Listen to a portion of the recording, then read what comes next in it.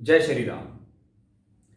बहुत से लोगों द्वारा पूछा गया था मुझसे साढ़े साती के बारे में।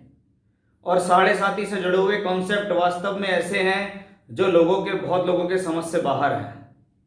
बहुत लोग बार बार ये पूछते हैं, हमारा शनि यहाँ बैठा है तो हमारी साढ़े साती कैसी होगी, मेरा ये लगन है, मेरी राशि अलग है तो मेरी साढ़े साती कैसी होगी, मेरा पहला चरण कैसा, मेरा दूसरा चरण कैसा होगा। तो बहुत सारे कमेंट्सों को पढ़ने के बाद मैं यहाँ एक वीडियो बनाने जा रहा हूँ। ये साढ़े साती से रिलेटेड आपके बहुत सारे कॉन्सेप्ट को क्लियर करेगी। आज की वीडियो में हम बहुत सारी चीज़ें कवर करने वाले हैं कि आखिर साढ़े साती है क्या, कब शुरू होती है, कब खत्म होती है, साढ़े साती कैसी रहेगी आपके लिए, उतरती हुई साढ़े साती फल देगी, चढ़ती हुई फल देगी, मध्यम फल देगी, या कुंडली के हिसाब से कैसी स्थितियों में साढ़े साती शुभ और अशुभ फल देती है, उसके बारे में हम यहाँ चर्चा शुरू करने वाले हैं। इसलिए वीडियो को बिल्कुल ध्यान से देखिएगा, क्योंकि अगर आप वीडियो बीच में स्किप कर देते हैं तो शायद आपसे कोई जरूरी बात छूट सकती है, क्योंकि मैं यहाँ स्टेप बाय स्टेप आपको इसे समझाने का प्रयास करने जा रहा हूँ। सबसे पहले साढ़े साती है क्या वो मैं आपको समझाऊं। शनिदेव एक राशि के अंदर 2.5 वर्ष तक विचरण करते हैं। 2.5 वर्ष एक राशि में विचरण करने के कारण, क्योंकि ये ग्रह स्वभाव से नेचुरल अशुभ है, यानी इनका नेचुरल जो स्वभाव है अशुभ है, ऐसा ग्रह आपको परेशानी और पीड़ा के बाद परिणाम देता है। यानी ऐसा टीचर है जो सदैव डंडी मारकर आपको पढ़ाता सिखाता है। एक बात तो ये होगी, इसलिए लोग बाग शनि के नाम से काफी घबरा जाते हैं। साथ ही साथ हमेशा जो साढ़े साती होती है वो आपके चंद्रमा पर, राशि पर आधारित होती है। अगर किसी की मेष राशि है और या उसका बोलता नाम मेष राशि के ऊपर आता है, तो आप ये समझ लीजिएगा कि जब जब शनि, आप देखिएगा उदाहरण के तौर पर यहां कुंभ लिखा हुआ है, और कुंभ के हिसाब से यदि हम समझ लें कि जब शनि मकर राशि में होंगे और इस पूरे 3 स्लॉट को पार करके यहां तक पहुंच जाएंगे, तो 2.5, 2.5 और 2.5, इसको कहते हैं 7.5 साल। इसलिए इसको साढ़े साती का नाम दिया गया। यानी ये 7.5 साल तक शनिदेव आपको अपने शुभ अशुभ सभी प्रकार के फल देंगे। ये ग्रह स्लो है, 2.5 वर्ष तक एक राशि के अंदर रहता है। इसका मतलब यह है कि ये ग्रह धीरे धीरे चल के आगे चलेगा, और 7.5 साल बहुत होते हैं व्यक्ति के जीवन के, चाहे वो किसी भी परिस्थिति के अंदर पड़ा हुआ। अगर मैं इसको साइंटिफिकली बताऊं तो आप अपनी कुंडली में ये चेक करें कि आपका चंद्रमा कितने डिग्री का है, उसके अंदर 45 डिग्री जोड़ दें और 45 डिग्री घटा दें, तो घटाने से जो डिग्री आएगी वहां से एग्जैक्ट उस दिन उस घंटे से आपकी साढ़े साती शुरू होगी, और जोड़ने के बाद जो आएगा एग्जैक्ट उस दिन से आपके साढ़े साती उस दिन उस घंटे पे खत्म हो जाएगी। यह है कैलकुलेशन वाइज साइंटिफिक, वो था एक मैनुअल के आप हिसाब लगा सकते हो कि साढ़े साती कब शुरू हो रही है, कब खत्म हो रही है। अब बात यह है कि कौन सी साढ़े साती हमारे लिए अच्छी होगी और कौन सी साढ़े साती हमारे लिए नुकसानदायक होगी। उसके अंदर महर्षि पराशर जी ने कुछ सूत्र दिए हैं। उन्होंने ये कहा है, जिन जिन लगनों के अंदर शनिदेव केंद्र, त्रिकोण और लगन के मालिक हो जाते हैं, उनके ऊपर साढ़े साती का प्रभाव अन्य लोगों से कम देखा गया है। यहां खत्म होने की बात नहीं है, कम देखा गया है। यानी वृषभ लगन, वृषभ राशि, मिथुन लगन, मिथुन राशि, कन्या लगन, कन्या राशि, तुला लगन, तुला राशि, मकर लगन, मकर राशि एवं कुंभ लगन, कुंभ राशि के जो राशि और लगन है, इसमें शनिदेव केंद्र और त्रिकोण और लगन के स्वामित्व को प्राप्त करते हैं। यानी शनिदेव का यहां स्वयं अपने आप में बहुत बड़ा अधिकार हो जाता है कि आपका शनि त्रिकोण का केंद्र का मालिक हो गया, आपका शनि आपकी राशि और लगन का ही मालिक हो गया। अब तुरंत आपके बातों में दिमाग में बात आएगी कि भैया मेरी तो मकर राशि और मैं तो बहुत ज्यादा परेशान हूं, आप ये ऐसा कैसे कह सकते हैं कि मेरी साढ़े साती अच्छी ही जाएगी या औरों से कम जाएगी, या कोई कहे जी मेरा तो मकर लगन है और साढ़े साती में मुझे बहुत प्रॉब्लम आई। तो बहुत से लोग ऐसे मिलेंगे, वो कहेंगे जी साढ़े साती कुछ नहीं होती, मेरी साढ़े साती में मैंने सबसे ज्यादा राइज किया, मैंने अपनी साढ़े साती में सबसे ज्यादा फायदा लिया। तो वो चीज एक और अलग कॉन्सेप्ट है, उस पर होती है, जिसमें पहला कॉन्सेप्ट था कि अगर आपकी राशि और लगन के स्वामी ये हैं तो शनि की साढ़े साती का प्रभाव अन्य लोगों के मुकाबले आपके ऊपर कम होगा। अगर आपकी कुंडली के अंदर शनि देव केंद्र में या त्रिकोण के अंदर स्वराशि के बैठे हों, उच्च के होकर बैठे हों, मूल त्रिकोण यानी कुंभ राशि के अंदर हों, तो भी ऐसे लोगों के ऊपर 7.5 का प्रभाव हल्का ही रहता है। तीसरी बात, आपकी जब भी 7.5 शुरू हो, आप अपनी कुंडली में ये चेक करें कि शनि आपकी कुंडली में कहां के मालिक हैं और कहां पर बैठे हैं। कहीं के भी मालिक हो, कहीं पर भी बैठे हों, अगर अष्टक वर्ग के अंदर शनि जहां के मालिक हैं वहां दोनों जगह 28 से ज्यादा नंबर हैं, और शनि जहां बैठे हैं वहां भी 28 से ज्यादा नंबर हो रहे हैं, तो भी 7.5 आपके ऊपर जो असर देगी वो अन्य लोगों के मुकाबले अलग, हल्का, बहुत कम असर देगी, बहुत कम प्रभावित होगी। अब कुंडली के अंदर अगर ये सारे योग मौजूद हों कि जी मेरा तो केंद्र त्रिकोण में भी शनि है, मेरा तो उच्च का भी है, अच्छे लगन का मालिक है, अच्छी जगह बैठा है, फिर भी 7.5 परेशान कर रही है, तो उसका चौथा रीजन ये है कि आप अपनी कुंडली के अंदर देखें कि 7.5 किससे चलती है, चंद्रमा से। तो सबसे पहले देखें कि आपका चंद्रमा पक्ष बली है या नहीं। अगर कुंडली में चंद्रमा खराब स्थानों में बैठा है या अच्छे स्थानों में बैठा है, शनि के साथ विषयोग में हो, राहु केतु के साथ ग्रहण दोष में लिप्त हो, अमावस्या के आसपास का चंद्रमा हो या अमावस्या का चंद्रमा हो, तो ऐसा चंद्रमा क्षीण चंद्रमा कहलाता है। और जब चंद्रमा क्षीण होता है तो चंद्रमा से ही 7.5 होती है, क्योंकि आपका चंद्रमा अगर यहाँ कुंभ है और मैं यहाँ चंद्रमा लिख दूं तो इससे ही आपकी 7.5 डिसाइड होगी। यानी कहीं ना कहीं बहुत बड़ा रोल जीवन में 7.5 के अंदर चंद्रमा का होता है। चंद्रमा मानसिकता का कारक, चंद्रमा नक्षत्र देने वाला ग्रह, चंद्रमा से दशाएं डिसाइड होती हैं, चंद्रमा से आपकी मेंटलिटी डिसाइड होती है, चंद्र लगन से भी कुंडली को देखा जाता है। तो कहीं ना कहीं चंद्रमा बहुत बड़ा रोल कुंडली के अंदर रखता है। तो ये तो था कि 7.5 कैसी,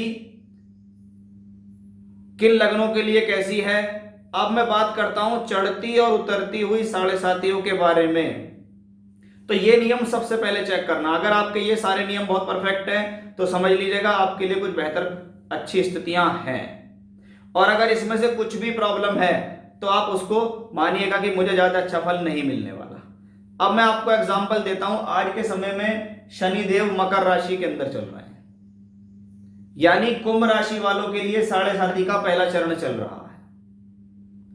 अब जब शनि यहां गोचर करके आएंगे, यानी कि आपका जो चंद्रमा है वो यहां पे विराजमान है। इसको आप ऐसे मानिए कि आपका जो चंद्रमा है वो यहां पे विराजमान है। चंद्रमा से द्वादश में शनि पहुंचे, 7.5 शुरू हो गई।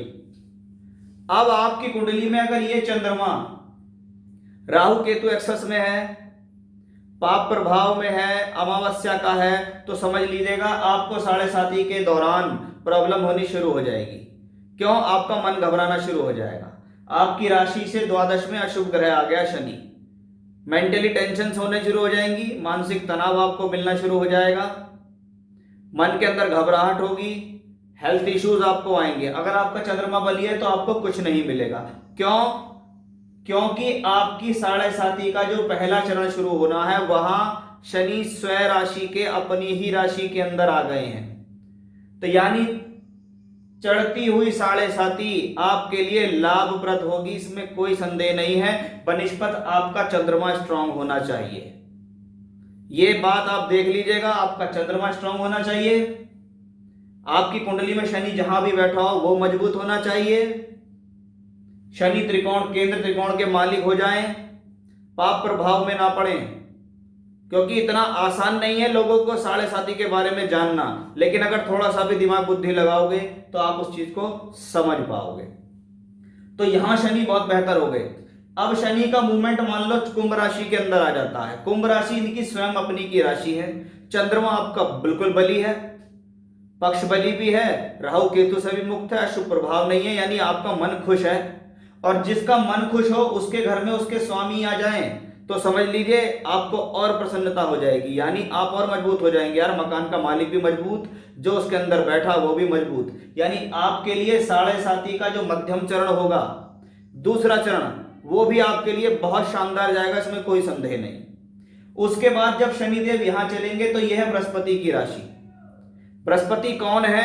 अगर मैं पारंपरिक मित्रता के बारे में देखूं, क्योंकि दो प्रकार से देखा जाता है मित्रता ग्रहों में, तत्कालिक और पारंपरिक, कि परस्पर मित्रता, पारंपरिक मित्रता जो है वहां पे शनि जो है बृहस्पति को अपना शत्रु नहीं मानते, सम मानते हैं। इसका मतलब है साढ़े साती का जो दूसरा चरण है, सॉरी तीसरा जो चरण है, वो सम होने के कारण आपको सम फल देगा, यानी खराब फल तो बिल्कुल भी नहीं देगा, क्योंकि बृहस्पति नेचुरल शुभ ग्रह है, यानी इससे थोड़ा सा कम दे सकता है। तो ये बात आप बहुत अच्छी तरीके से समझ लीजिएगा कि साढ़े साती आपको जो आ रही है वो किन किन उस पर आ रही है और उसके क्या परिणाम होते हैं, उनको आप मेरे शुरुआत के सूत्रों को लगाइएगा। मैं आपको एक एग्जांपल और लेकर दिखाता हूं कि कुंडली के अंदर अब यदि यहां पर लिख दूं मैं 12, यहां लिख दूं 1 और यहां लिख दूं 2, यहां पर आपका चंद्रमा विराजमान हो जाए, अब शनि यहां पर आएंगे तो साढ़े साती शुरू होगी और यहां तक जाएंगे तो साढ़े साती खत्म होगी। मेष राशि वालों के लिए साढ़े साती का पहला चरण कैसा जाएगा? जब शनि यहां होंगे, आपकी राशि से द्वादश में होंगे, नियम वही रहेगा, क्या आपका चंद्रमा मजबूत है, क्या आपका चंद्रमा पक्ष बली है, अमावस्या को तो नहीं है, विष दोष में या ग्रहण दोष में तो नहीं है, साथ ही साथ चंद्रमा पे पाप प्रभाव तो नहीं है। अगर ये नहीं है तो फिर हम देखेंगे साढ़े साती की चंद्रमा से द्वादश में शनि कैसा, चंद्रमा से 12वें घर में शनि फिर बृहस्पति की राशि में आया। ये बृहस्पति की राशि अपने आप में एक धार्मिक राशि भी कहलाती है, मोक्ष त्रिकोण राशि भी कहलाती है और सौम्य राशि कहलाती है। इसके अंदर शनि आएंगे तो समफल देंगे। अब उसके बाद शनि जो आएंगे, यानी जो शुरुआत है चढ़ती जो साढ़े साती है वो आपके लिए सम होगी, लेकिन बात आती है कि मेरे पास मध्यम साढ़े साती मेरे लिए कैसी रहेगी। इसमें चंद्रमा मंगल की राशि में है, मंगल की राशि में बैठा हुआ चंद्रमा उत्तेजित वाला चंद्रमा होता, क्रोधित वाला चंद्रमा होता है, उसको एग्रेशन बहुत जल्दी आता है। अब उसके ऊपर शनि भी आ गए, वो शनि यहां हो जाएंगे नीच के। मंगल की राशि में बैठा हुआ शनि अच्छा नहीं होता, यहां शनि अपने शत्रु के घर के अंदर आए हैं। इसका मतलब क्या है? सीधा सीधा आप इस कॉन्सेप्ट को समझिएगा कि चढ़ती हुई साढ़े साती इतनी नुकसानदायक नहीं है जितनी मध्यम साढ़े साती आपके लिए नुकसानदायक होगी, क्योंकि एक तो आपके चंद्रमा ऑलरेडी मंगल की राशि में है, उत्तेजित चंद्रमा है, उसके ऊपर नीच का शनि जो कि मंगल की राशि में अच्छा महसूस नहीं करता, और शनि इसके ऊपर चलेगा तो शनि चंद्र का विषयोग उस दौरान बन जाएगा। तो आप देख लीजिएगा कि आपके लिए मध्यम साढ़े साती खराब रहेगी। अब आती है उतरती हुई साढ़े साती। उतरती हुई साढ़े साती शुक्र की राशि, स्थिर राशि है और मित्र की राशि है। इसका मतलब शनिदेव यहां पर अच्छा महसूस करेंगे। चंद्रमा से दूसरा धन भाव, और यहां से बैठकर धन भाव को दृष्टि भी देंगे। इसका मतलब है आपके लिए उतरती हुई साढ़े साती ज्यादा बेहतर होगी, इसमें कोई भी संदेह नहीं है। पहली सम रहेगी, दूसरी वाली साढ़े साती जो होगी वो अच्छी नहीं होगी, साढ़े साती का मध्यम चरण अच्छा नहीं होगा, तीसरा चरण अवश्य अच्छा होगा। एक और एग्जांपल आप देख लीजिएगा। मान लीजिए कि यहां पर मैंने इसको लिख दिया तुला और यहां पर इसका हो गया चंद्रमा। अब आप देखिए पहली राशि कन्या राशि द्विस्वभाव राशि, बुध की इंटेलिजेंसी की राशि कहलाती है। शनि इनके मित्र हो जाते हैं, शनि आपकी राशि के भी मित्र हैं, यानी साढ़े साती का पहला चरण आपके लिए अच्छा जाना चाहिए। नियम वही लगाना है, चंद्रमा को चेक करो, कुंडली में शनि को चेक करो, जहां के मालिक है वहां चेक करो। अगर वो सब बढ़िया है तो साढ़े साती आपके लिए फर्स्ट क्लास।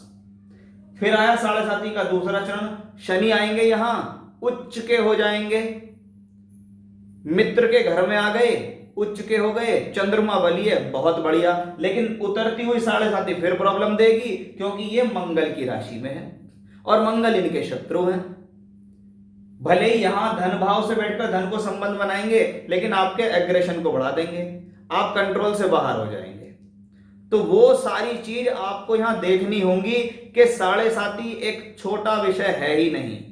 साढ़े साती को समझने के लिए जो पैरामीटर्स मैंने बताए हैं शुरुआत में, उनको एक पेपर पे लिख लो, लिख के उनको अपनी हॉरोस्कोप बनाओ, अपनी राशि में ग्रहों को बिठाओ और देखो कि हमारा शनि किस लगन में बैठा है, किस राशि में है। शनि को जहां के स्वामित्व प्राप्त है वो क्या केंद्र त्रिकोण है, क्या शनि अच्छे राशि में बैठे हैं, क्या शनि उच्च की राशि में मूल त्रिकोण या स्वग्रही में बैठे हैं, वो चेक करो। अपने चंद्रमा को देखो, पक्ष बली है या नहीं, विष योग ग्रहण दोष में तो नहीं है, राहु केतु को निकट तो नहीं है, 6 8 12 में पीड़ित तो नहीं है। जब ये सब चीज चेक कर लो फिर साढ़े साती पे आओ। थोड़ा सा मेहनत का विषय है, लेकिन अगर आप इस वीडियो को 1 2 बार देखोगे तो समझोगे तो पहले से सावधान हो जाओगे कि हाँ मेरी साढ़े साती आने वाली है और ये मेरी साढ़े साती मेरे लिए इस प्रकार के फल देगी। अब आप ये समझ लीजिए, अगर आपकी साढ़े साती का पहला चरण खराब है, शनि कुंडली में खराब स्थिति में है, शनि खराब घर के मालिक हैं, चंद्रमा पीड़ित है, 6 8 12 में पीड़ा में पड़ा हुआ है और शनि की दशा अंतरदशा भी आ गई, आपको पूर्ण बर्बाद कर देगी, इसमें कोई भी संदेह नहीं है। आपने सुना होगा साढ़े साती में लोग बाग बर्बाद हो गए, वो इन्हीं कारणों से होते हैं। आप प्रिंसिपल उठा के देख लेना, आपको मिल जाएगा। अब बात आती है कि आबाद कौन होते हैं, जिनके शनि केंद्र त्रिकोणों में अच्छी स्थिति में हो, अष्टक वर्ग में अच्छे बिंदु लेकर हो, शनि की पोजीशन कुंडली में अच्छी बैठी हुई हो, चंद्रमा कुंडली के अंदर अच्छी स्थिति में बैठा हुआ हो, और जब साढ़े साती आई तो वो आप देख लीजिएगा, जब ये सब मजबूत है तो वो भी मजबूत हो जाएगा, और शनि की दशांतर दशा भी आ गई तो व्यक्ति क्या कहेगा, भाई साढ़े साती हमारे लिए तो वरदान हुई है, शनि देव ने हमें तो वरदान दिया, मुझे तो जो मिला वो साढ़े साती में ही मिला, सब कुछ दिया मुझे शनि देव ने। वो इन्हीं स्थितियों के कारण होता है, यानी हर किसी के लिए अच्छी नहीं, हर किसी के लिए बुरी नहीं, हर किसी के लिए चढ़ती उतरती मध्यम अच्छी नहीं, हर किसी के लिए चढ़ती उतरती मध्यम बुरी नहीं, किसी के लिए चढ़ती अच्छी, किसी के लिए चढ़ती बुरी, किसी के लिए मध्यम अच्छी, किसी के लिए मध्यम बुरी, किसी के लिए उतरती हुई अच्छी, किसी के लिए उतरती हुई बुरी। तो ये 3 कॉन्सेप्ट हैं, तीनों अलग अलग काम करते हैं। बेकार में लोगों के चक्कर में मत आइएगा। बहुत सारे लोग हमको खुद बता देते हैं, गुरुजी चढ़ती हुई साढ़े साती अच्छी नहीं होती, उतरती बहुत अच्छी होती है। वो हमको ही ज्ञान दे रहे होते हैं, क्योंकि उन्होंने शास्त्र तो कोई पढ़ा नहीं, जहां से बात जैसी सुनी वैसी बता दी। लेकिन साइंटिफिकली लॉजिकली अगर देखने चलोगे तो भैया ये कॉन्सेप्ट है, इसको लगा के देख लो, आपको समझ में आएगा। 1 2 बार वीडियो देखो, कुंडली पे लगा के देखो, थोड़ा अपने लिए समय निकालो और आप इसको समझोगे, और समझने के बाद आप इसको क्लियर करोगे। अगर प्रॉब्लमेटिक है तो आप 2 पूजा अवश्य कीजिएगा। पहली ईष्ट की पूजा कीजिए। आपका जो इष्ट देव हैं, जिनको आप अपने मन से मानते हो, चाहे आपने कोई गुरु बना रखा हो, चाहे आपकी श्रद्धा है हनुमान जी में, चाहे आपकी श्रद्धा है भगवान कृष्ण में या शिव जी में, उन इष्ट की पूजा साढ़े साती में नहीं छोड़ना। दूसरा, साढ़े साती अगर खराब है तो महामृत्युंजय जप स्वयं अवश्य अपने आप करें, रुद्राभिषेक करवाते रहें। तीसरी चीज, रोजाना हनुमान जी से संबंधित पूजा पाठ करें, और शनिवार के दिन सुंदरकांड का पाठ करें। ये 3-4 रेमेडी हैं, इनके अलावा कोई रेमेडी फालतू करने की जरूरत नहीं है। अपने आप पे विश्वास रखें, स्वयं द्वारा करी गई पूजा ही सबसे बेहतर परिणाम देती है, इसमें कोई भी संदेह नहीं है। तो मैंने अपनी तरफ से आपको पूरा प्रयास किया समझाने का कि भैया क्या है साढ़े साती, कौन सी उतरती है, कौन सी चढ़ती है, कौन सी मध्यम है, कब कहां कैसे फल देगी। थोड़ा अपनी तरफ से भी दिमाग लगाओ और उस वीडियो को देखकर अपनी साढ़े साती को पहचानो, अपने ग्रहों को पहचानो और उसकी रेमेडी करो। तो ये था मेरा आज का विषय। फिर से नए विषय के साथ आपके सामने हाजिर होऊंगा मैं। तब तक के लिए बने रहिएगा मेरे साथ। जय श्री राम।